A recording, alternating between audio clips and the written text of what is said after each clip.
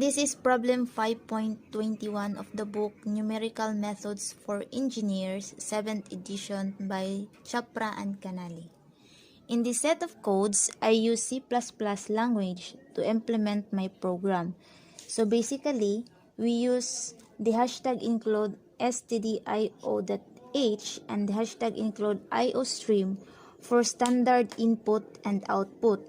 They are useful for getting the input from the user and output result text to the monitor, while the math.h is a header file that declares a set of functions for us to perform the mathematical operations.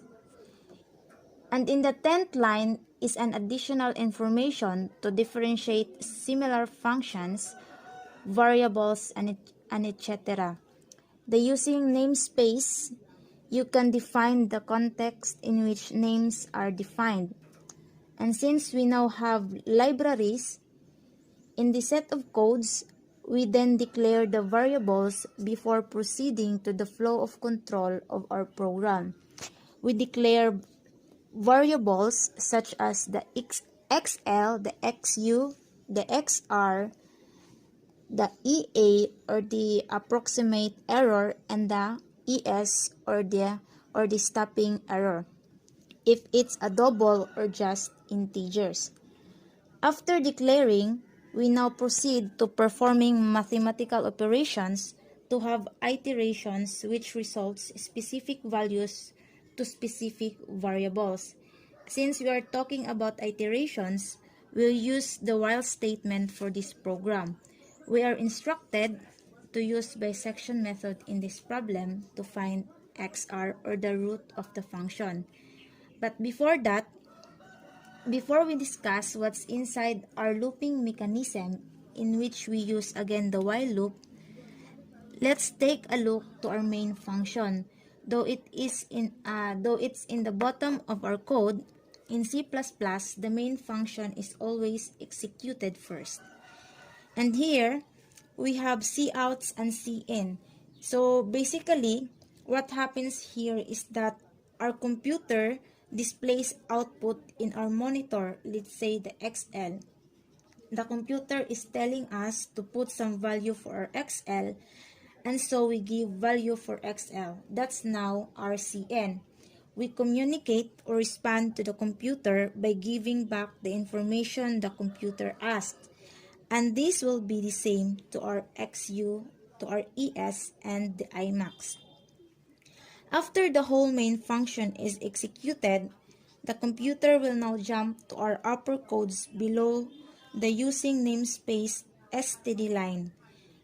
Line from line, the computer will run the codes till it reaches to our while loop for our iterations.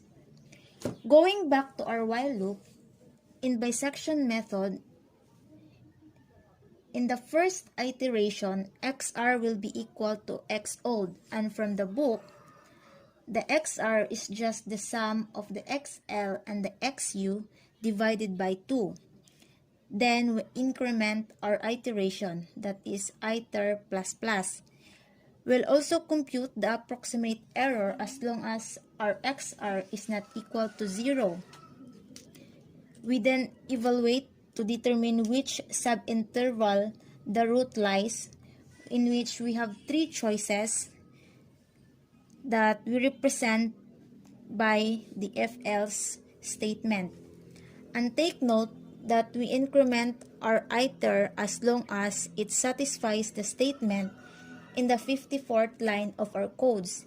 If not, the computer will terminate the computation. And the last value of XR we get will now be the final root of the function. In our program, we assume to have a values of XU is equal to 21, XL is equal to 10, the ES is equal to 0.6, and the IMAX is equal to 50. So in these values, we have 7 iterations before the computer terminate the program. And the value of XR we get is 14.7265625.